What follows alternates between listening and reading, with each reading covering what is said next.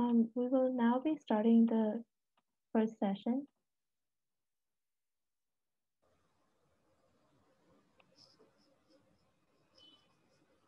We will be starting the interview with Dr. Paulami on coping with during COVID.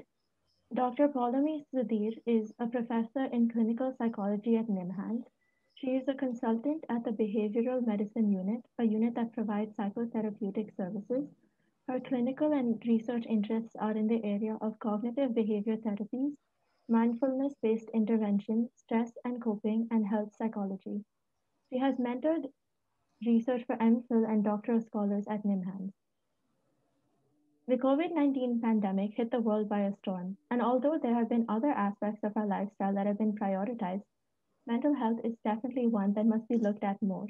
In this session, a few of the topics explored will include the effects of COVID on our mental health, what we can do to take care of ourselves, and much more. We welcome Dr. Paulami to talk about mental health and its importance during the current pandemic. We will be asking her a few questions about this, and we will leave the last 15 minutes for questions from the audience. I'm just starting off. Sorry, I'm interrupting. I just thought I'll say hello and say thanks to both of you for having me over. And I also look forward to this interaction. Thank you so much for taking time out of your busy schedule. So starting off, can we just have your thoughts on mental health and its importance during these times, like considering COVID and the pandemic? So thanks so much for asking. I think since the March lockdown that happened, we have been talking a lot about a lot of the discussions have been about the virus, but of course a lot of the discussions have moved on to mental health, essentially because of the effects of lockdown. And I think we've also talked, I think Ria was talking about the uncertainty and the difficulties that people have experienced. So what we have seen is a lot of the impact has been on the fallout of the COVID-19 pandemic, in the sense that the impact, the cascading impact it has had on our social lives, on a lot of educational situations where people have been in very uncertain terms, and also how people have coped with isolation. For example, a lot of people were stranded in various places, couldn't get back to their families, and so we had to see a lot of change during that time. So I think one of the things that have happened very significantly with COVID-19 is the impact on mental health.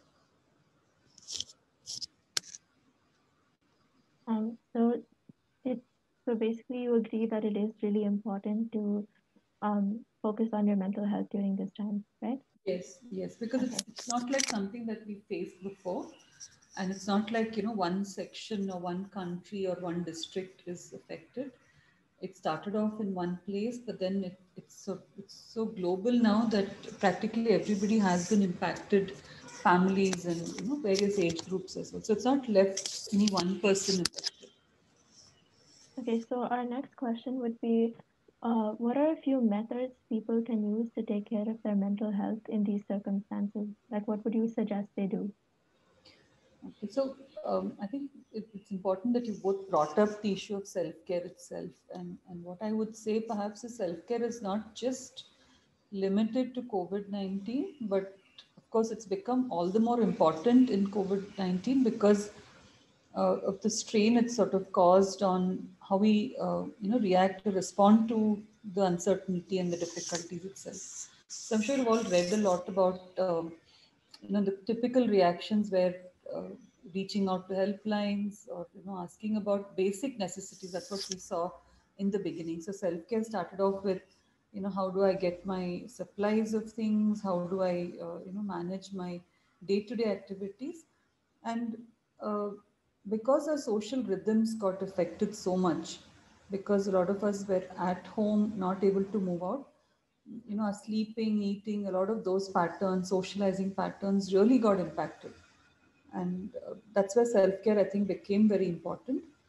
And to me, self-care it's not just about the physical routine or the daily routine, but it's also about the mental health care and the idea about how you manage emotions, how you manage yourself during this time. And so which is why I think me and my colleague have also done a lot of discussions around self-care during this. What are the methods to cope with it? The methods essentially don't differ from what we use at other times, but it is about being in the present, taking care of yourself, not accepting the situation as it is, but also trying to maintain some sort of a rhythm or a routine. uh, trying to see with all this chaos going around, how could we establish some stability in our daily activities. And so we did talk about maintaining social connections.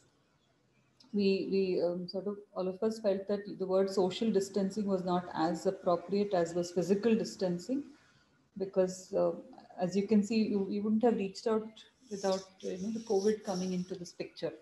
The webinars and the discussions, or reaching out to loved ones, we encourage a lot of that. Also to share difficulties, because since a lot of people are going through similar difficulties, part of emotional self-care was to reach out to others and discuss what they were going through. And of course, a lot was said about being physically active, because the sleep-wake rhythms were really upset. People were tuning into classes in another country at a different time. So we did emphasize all of that as part of self-care. Um, and another question is, why is it important to prioritize mental health, especially considering the pandemic? Like, a lot of stuff that I've heard is our physical health, especially considering COVID, is more important, and we should be focusing on that more than mental health. So why do you think it's important to prioritize mental health? Again, sir, I think it's important at all times to prioritize mental health. It's just that we've woken up to mental health in a very big way in this time, because a lot of journals have been talking about it. It's probably never been spoken about so much before. But why do we need to prioritize it now all the more is because the kind of demands that it has made on us, not just in terms of when am I going to fall ill, or who do I know that has fallen ill. It's not just that, but also how there were uncertainties about the news, for example, what was being circulated about it. So how are people responding to media and information about the COVID pandemic is what we saw. For example, we had the helpline started off right in the end of March, when a few days after the lockdown, and a lot of our calls were about, what happens to my job? Will I meet my family members? So we realized that even those who didn't have mental health issues for which they were seeking help were experiencing a lot of mental health difficulties. And these were likely to go away when things became better. But during that time, it was extremely stressful. So I think it was important at that point to look at mental health needs, and it has continued. It's not stopped with the COVID receding in some countries. And I think it's also made an impact of how they cope with the illness itself, because we did discuss about how people respond to immune response, how are their immune responses, how are they coping with taking care of themselves also. So I think it has a sort of interlinked association also. You said that a lot of people are reaching out on the helpline, and do you think that's increased in the times of COVID? And because of that, do you think like the stigma around mental health is decreasing, especially because people are recognizing it more? People did reach out a lot, and we have found that a lot of people, we ourselves changed the way we were functioning, because we usually do face-to-face interactions mostly. We've never usually had online sessions and so on. So it's changed the way we worked and reached out to people. The helpline itself was mostly for clients who are already not registered to us. So we're talking about a lot of people who could just pick up the phone, call a 24-hour helpline to professionals. And yes, I think it just did bring down the stigma associated. People were not hesitant to say, I'm anxious, I don't know where to, how to reach out to my family, or how I can get my supplies, what will happen to my job. We're not talking about disorders, we're talking about concerns that people had. And what I would say is, yes, the stigma has probably come down a lot more, because more people are writing about it also. And just to add that, my colleague and I have also reached out, and we worked with organizations, workplace organizations, where they've begun to recognize why it's so important to address mental health.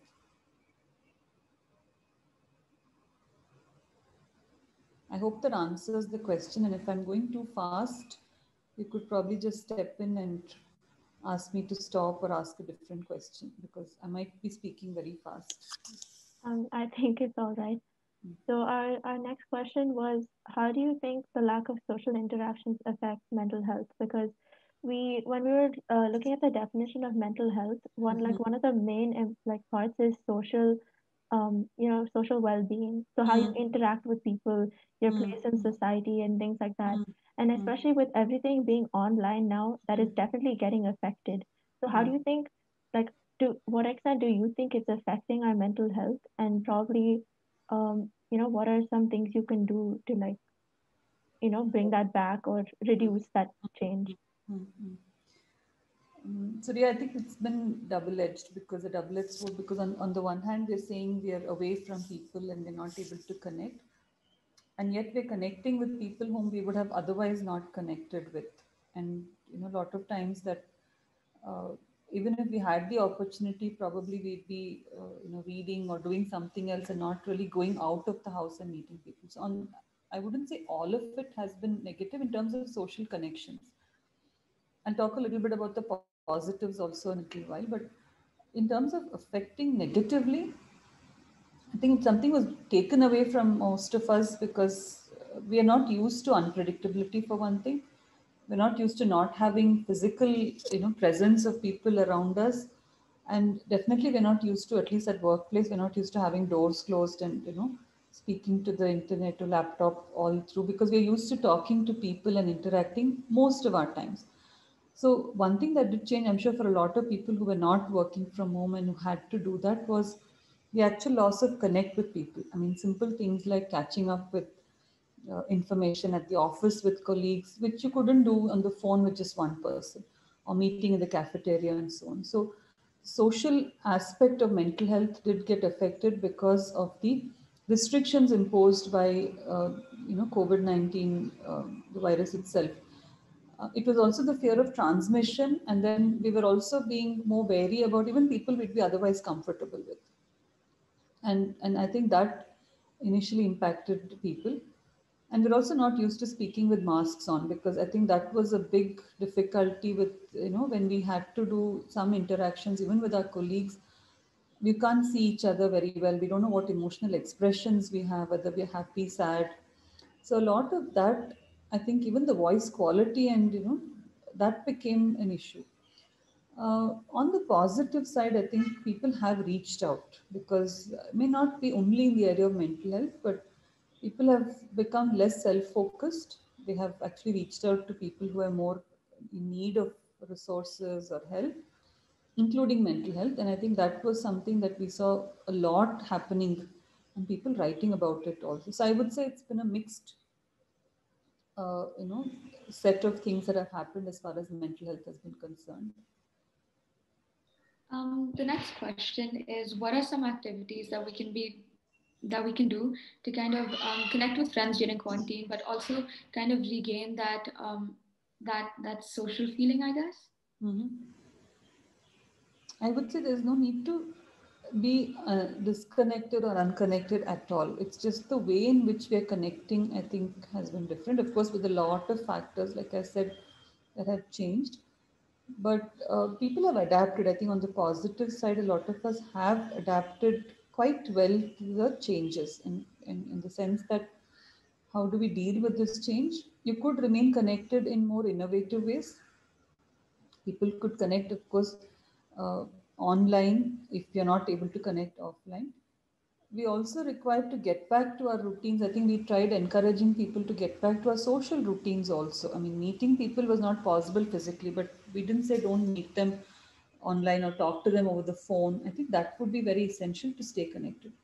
We also asked people to, I mean, inquire about how others are doing, how is their well-being during this time. Because if we're very preoccupied with ourselves, then we're not reaching out to others who may not be as skilled or as effective in asking for help or reaching out. I think so. That's another way of remaining connected during this time. And I think the world has shrunk, so we are connecting across the globe to people we wouldn't have otherwise spoken to. Yeah, along the same lines about how you just said that we should reach out and inquire about others. So we had the question of what someone can do to support the mental health of their family and their peers, because obviously with the online mode, you only see them for like a very short amount of time, Yes, and yes. it's very difficult to understand what's going Mm, on in their lives. And even like otherwise, apart from school or work, you only text them. So there also it's really difficult to mm, understand their emotions and what's going like mm, what they're mm, going mm, through. mm, So what do you think that we could do to support them? mm. So I think we've always reached out in whatever form, even text can be about, lending support. The other person may or may not be very ready to reach out because not just because of the modality, but also because they're hesitant to take help. So particularly if you know someone who's vulnerable in the sense that they're not likely to reach out for help because you have known them to be hesitant, or they don't want to trouble others in taking help. So those are the kind of people. And in all this, we do see that some people are more likely to be vulnerable than others. So I think those are the groups of people or individuals that we might want to look out for even more during this time. Like I was saying, that it's not affected all of us in the same way, and some of us have sort of become more resilient or bounced back, and some haven't. So how would depend on how comfortable the person who's reaching out is also. Like if the person who's reaching out is also going to say, let them come and talk to me, I'm not going to disturb them, or they will reach out. So maybe that person doesn't respond to texts, but may respond to a phone call, or they may respond to a video call, or with whatever limited interactions that are possible, a brief physical hello around, a brief moment could also be possible. We are looking at who this person is, how they would prefer to be contacted, and if you're not able to connect to them, you could get somebody else to connect to them also. And I think that's, not that just one person should take the responsibility of reaching out to those in need. Our next question is, how can mental health affect other aspects of life? So, since our website was our main target audience is teenagers, so I guess how can it affect our academics? How can it affect work life? And just like um, again, it kind of relates back to why it's important, but how can it affect other aspects of life? I think we come back to the same point of, I mean, with all the texting, with everything else, the social media, you do meet people when you go to college or school, isn't it? And I think that's been taken away because I know a lot of young people who, uh, you can speak so much, you can text, you can post, pictures, but then it's not the same as actually meeting someone in college and catching up on a lot of things that you've done maybe over the weekend or over the day. So that's something that's quite a big, uh, consequence of what we're seeing. Um, and academic, because I think the biggest thing was academic uncertainties, which seem to be continuing even now. People have had online classes, and people have joined courses, newer courses also. That has been fairly okay, but I think there was a lot of anxiety in how that was done, on whether it would be done. And I think anxieties, I'm sure all of you are a better, judge of this than I am, about even grades and about, what will happen next? How long is this going to continue? So from different ages, somebody at work would probably be worrying without, whether my job would be there or not, whether I'll be really needed if everything is so redundant. That would be one. But for younger people, I think it was about how much will it affect my future if all of this is going to be brought down to just online experiences. And of course, the age at which one is and the kind of course that one is doing.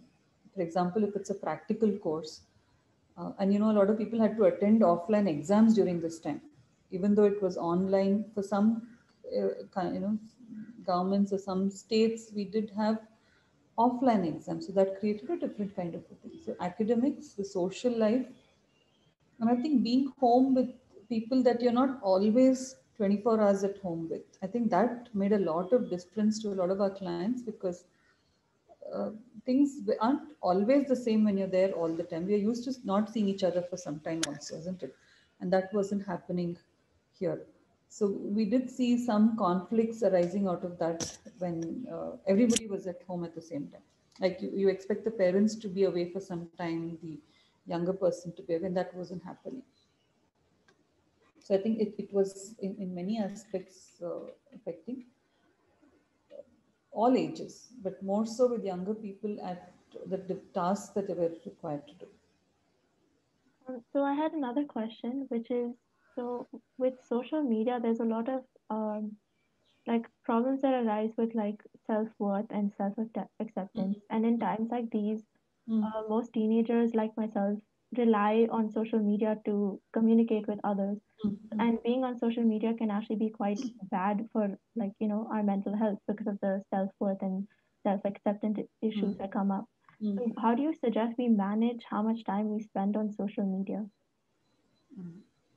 So, how much time you manage on social media might also depend on what you're using social media for. Like you pointed out, if it is primarily a validation of who we are and who likes us or doesn't like us or validates what we're doing, and of course we do rely, even most of us rely on some validation from others, isn't it? It's not that we're isolated or we're islands to ourselves, but I would look at how much that validation is required, and in addition to that, what are the other sources of validation also. And so if social media is the only source of validation, then that would become a problem in terms of excessive use. Now, how do you reduce it? You might want to look at what are other activities that are of interest, whether it's sort of engulfed our time and it means so much to us that others have sort of, we call it like a tunneling, that only social media takes up all of our time, or there are other things that interest us, are enthusiasming us, and at the same time are validating our interests also. So it could be an outdoor activity which doesn't require to be restricted all the time. It could be some other hobbies or various other activities that also are equally important to us. But I think that would also mean that your self-worth is not dependent entirely on, let's say, what somebody else says. That is presuming your question is about validation of self and then social media use. But social media could be used for a lot of other constructive things also, and I'm sure that that's what we've seen in these few months. Another question is, how can teenagers reach out for help, considering the online medium? So, I mean, like, reach out for professional help, I guess, because I mean, I guess it becomes a bit harder to shift to the online medium instead of them physically being able to go somewhere. How can, like, what's the best way for them to reach out for help? Are you saying that reaching out to professional help? Yes. Okay. Would you think of any specific reasons why they're not able to reach out online versus offline? Probably the lack of resources, or like they might not know how exactly it's Mm-hmm. done. Mm-hmm. Like just a brief overview of how they could do that. Okay.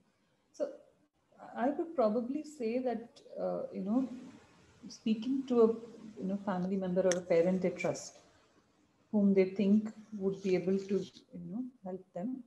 A lot of times we've had younger people coming to us by themselves through a friend or through another contact, and then because I know the legal age and somebody coming below 18 does become an issue because you can't register on your own. You have to have a consent from a parent, and I think that's the dilemma, that's the difficulty one would go through if they are younger than a certain age and want to reach out for help. So I think one way would be to look at whom they trust. It could be a family member, it could be a friend also, or could be somebody outside the family, or a teacher. Sometimes, a lot of times, a teacher or a mentor is someone who's referred them, and that would be a one way of reaching out. In terms of who helps out, I think most of us have just shifted to online. We're shifting back to offline, but the people who've been available for help continue to be available for help, and a lot of us see both younger and older adults also. So I think it's a question of how to resource it and how to reach out, and what are the barriers perhaps that are likely to be encountered. And I think they're going to be there offline also. Okay, so relating to the question you just answered, how do you think therapy has changed, like considering now that it's in the online mode? Like, what changes have you made to your treatment plan? And, is it as effective? Do you feel that the same amount of like, is it having the same effect on your patients as before? I'm sure Dr. Purnima will talk a lot more about it in her session, and she'll also tell you about the guidelines and how we've had to change the way we've sort of structured online therapy. But personally, I felt uh, I was doing some online in the sense, at least over email and some telephonic sessions if clients were not able to come for some reason for a session. But then this complete shift to an online wasn't as difficult as we initially thought, for us as well as the clients.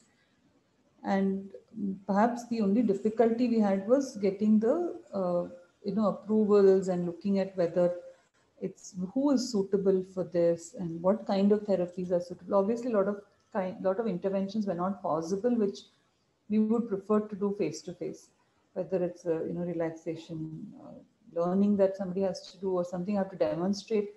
I couldn't do it very effectively online. But on the positive side, I found clients also quite engaged in this process.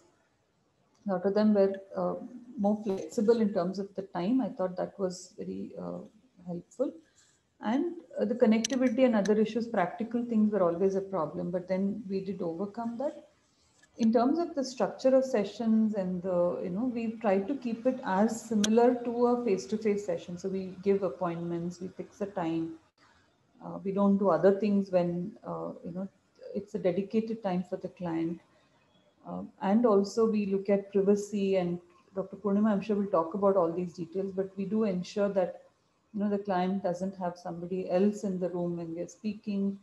The confidentiality from our side, we don't have someone along with us. And permissions are taken about not recording. So we did in the guidelines formulate consent, and if it's a younger client, then family is involved or a parent is part of it. Parent is aware when the sessions are happening and what other discussions we need to have with the parent also. So we had to put in all of those in April, sometime in the mid-April, and we are using a lot of that. But we are also slowly shifting back to face for those who really feel that they need to come here and speak to us. They're more comfortable. They're doing that. You have some questions in the chat, I think. Yeah, we'll spend take that at the end. Yeah, you will take that. Yeah. Another question is anxiety and fear is a big factor that's affecting our mental health, especially during COVID, with fear of catching the virus, with the fear of losing a loved one. And so, what are a few things we can do to kind of cope with this fear and anxiety? Again, anxiety comes with, mostly when information is either incomplete or uncertain or incorrect, but you've sort of jumped to that information as if it's a fact. We were bombarded with a lot of information, in the beginning of, and nobody knew anything for sure. So a lot of the information we were getting was either contradicting each other or changing every day. And that's likely to create a lot of anxiety in us. So what I would probably suggest is look at what the anxiety is in response to. So anxiety was a natural response. I wouldn't say all anxiety is bad also. In fact, a lot of anxiety was helpful because it kept people away from, interacting very closely. It had people wearing masks. The risk perception was an important positive part of it, the optimal anxiety. But when it became excess, I think that's when the difficulty started. So one of the ways to look at it is also to look at corrective information, look at the right sources. If you're referring to COVID-19 related anxiety, then it would be to assess the risk and assess whether all of that information applies to us or not. Like if you're talking about comorbidities, risk, age, everything doesn't apply to everybody. But people were, having difficulties filtering out that information. The second was the natural fear, of course, of losing someone close to you. And that was happening a lot because the treatments were not very clear and nobody knew much about the virus itself. So it was not just us, it was a scientific community also that was looking for answers at this point. And I think you'll find that a lot of anxiety has actually come down now because we know where to look for information, what information to react to and what not to. So I think information is power if you look at how you use it, and always ask the right source if you want to reach out to someone. I'm not talking about relaxation strategies and other things that has also helped people cope with the anxiety when it has been more than usual. It has actually interfered with sleep, for example, or how they function. Then I would suggest they learn something to reduce the anxiety. Okay, so I think this will be the last question from us, and it's quite important. I mean, it's a quite important question, and I think one of the participants had asked a similar one.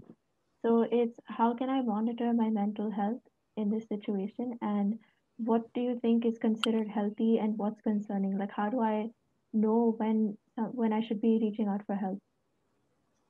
How do I monitor my mental health is to be aware of what is happening with us. And I think that's part of reflection.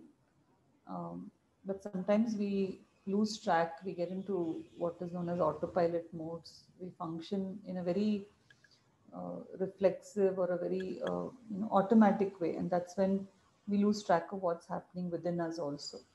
Some things like anxiety become very obvious, but some things like depression and certain other conditions are not noticeable till somebody else tells us, or we notice it by their effects, whether it is motivation or it's our physical energy and so on. So it's good to keep in touch with yourself and what's happening within us. We are the best indicators of that. We're the best persons to regulate that also. um, in terms of what is healthy and what is not healthy and what is concerning is again an individual concept, because uh, you know what might be healthy to me, and the indicators are from the social norms and the culture that I'm in, the society that I'm in, and what age group I'm in, and what I'm doing, and all of that. So there are many indices or indicators that tell us what is healthy, not. It's not really a black and white situation, like what is abnormal. And it's also that if I'm anxious at this moment, I don't get labeled as unhealthy, because anxiety has helped me cope with things. I also look at on a continuum. And in terms of your other question was also about what is healthy and what is not healthy. Was that the question, the last part of your question? What's concerning Yeah, and what's not yeah. concerning? I didn't get that. What is concerning? And How do what's I know? How do I know if I'm not keeping well? Right? So traditionally, or in a very conservative way, if you have to look at it, we have indicators of from your usual self what has changed for you, and that's why we have to be tuned into ourselves also. Not so tuned in that we are not tuned into others. Sometimes it could be very self-conscious and so preoccupied that we're not looking. So it's a balance that I would say. So indicators usually in terms of usual functioning like sleep, appetite, which are obvious indicators that something is not okay. Like when we have a temperature, we know that this is not our usual self. So we know when we're not energetic enough or not eating or sleeping, we've lost appetite. That's a clear indicator that something is not okay. So that's at a very extreme level, I would say. But also day-to-day functioning, for example, if someone is noticing that they're not as enthusiastic as, and it's not just for a day or two, just feeling sad for a day or two doesn't make one depressed also, and it has to have certain criteria in terms of whether it's a week, 2 weeks, or months, or what is it. The third I would say is how we function. Like if we are excessively withdrawn or not doing things that we usually do, we're not our usual selves, those are also indicators. And of course, broader indicators in terms of dressing and all that may be dependent on which mental health condition we're actually talking about also. But not everything should be labeled as unusual or mentally not being healthy also. Okay, so I think we'll take our first question from the Sure, audience. sure. Um, One of the participants had a query about the challenges faced with maintaining confidentiality during the online session. Yeah, there are a lot of challenges, and I think one of the things we've noticed is, of course, privacy is an issue. If people don't have the space in offline therapy, we also insist on privacy, because it's just the client and us, or if the client is consented, then a significant other or a family member. So one of the challenges would be having a dedicated time and a space.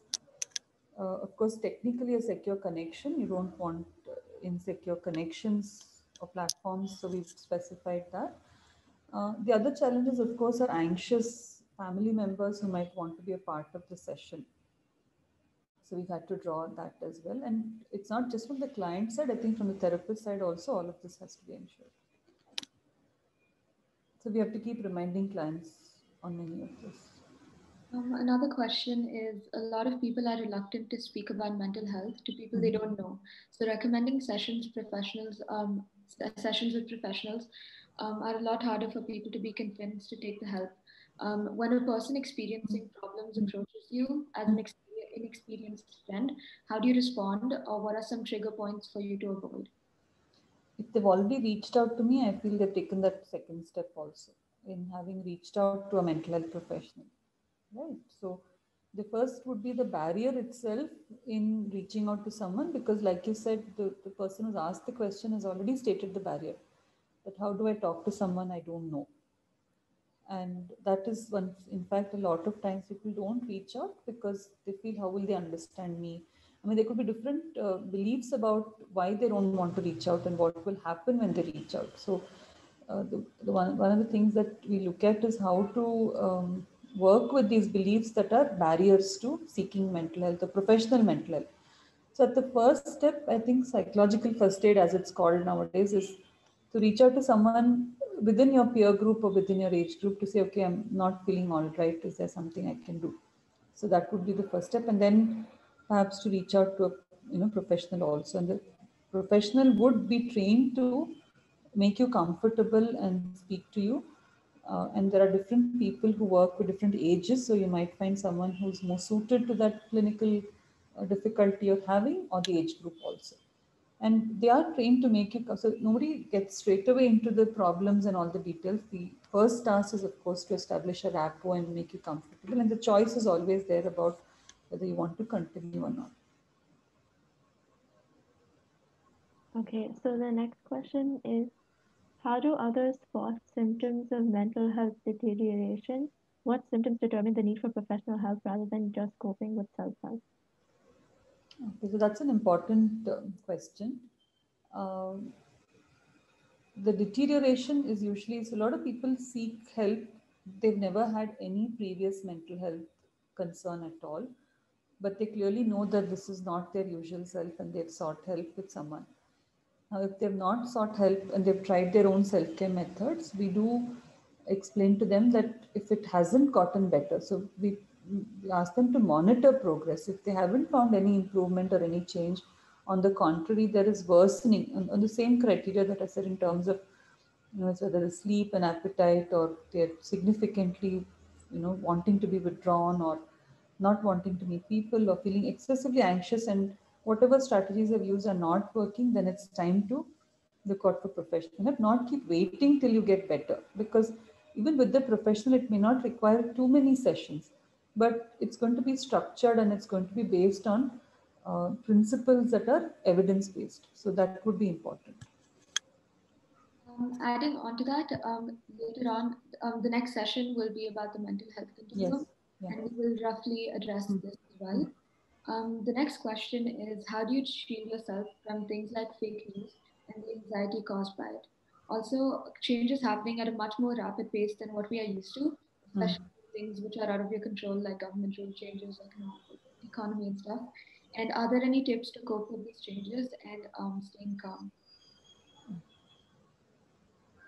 So, I mean, change is something that's been, I think, happening since March. Not it wasn't happening before, but it's happening, like you rightly pointed out, at a much more rapid pace.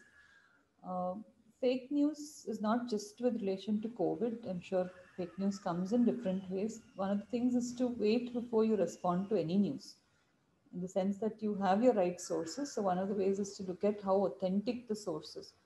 So what we've told a lot of people is to look at sources which are by a scientific person, or sometimes even the scientific community has been changing because of the nature of the problem itself. But I think if you trust the source and it's authentic, it's less likely to be fake news. Social media has had a role to play, both not so responsibly and responsibly in this time also. So I would feel that whatever comes, don't take it as a fact. We always say just wait, verify it and then act on it. yes, changes have been very rapid, but I think we're all talking about being anchored in the present, doing what you're usually doing. We don't have to, change as rapidly. There are some things we want to decide and then change. Having said that, I think resisting change all the time may also be a problem. Sometimes we've had difficulties with people not being very flexible, and they've been more perturbed by changes that may not affect them immediately, but they're just reacting to the change. So, and as human beings, we all resist change. We all resist anything that's posed to us. Is the first response is just, I don't want to do it, or I'll think about it. But I think after that, we do easier to go with the flow in some ways at least than struggle with it.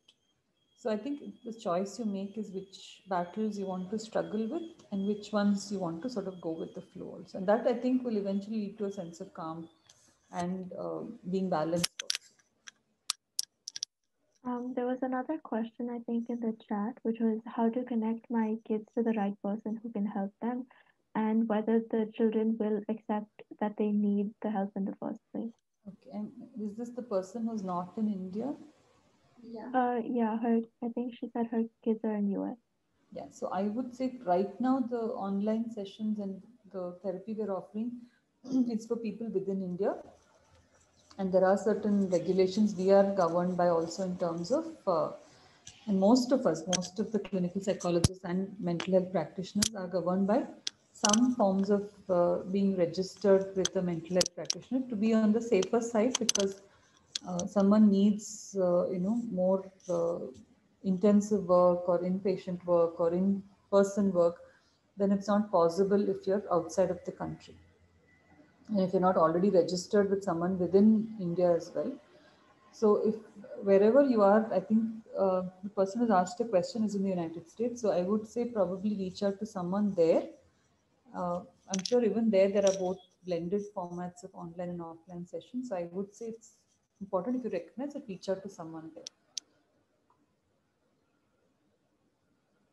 Okay, I guess that's all the time we have for this talk. Thank you so much, Dr. Paulomi, for your time. The talk was so informative, and I hope the audience enjoyed it as much as we did. And we're looking forward to hopefully working with you again in the future. The next talk will be the mental health. Thanks a lot. I will log out now. Is that okay?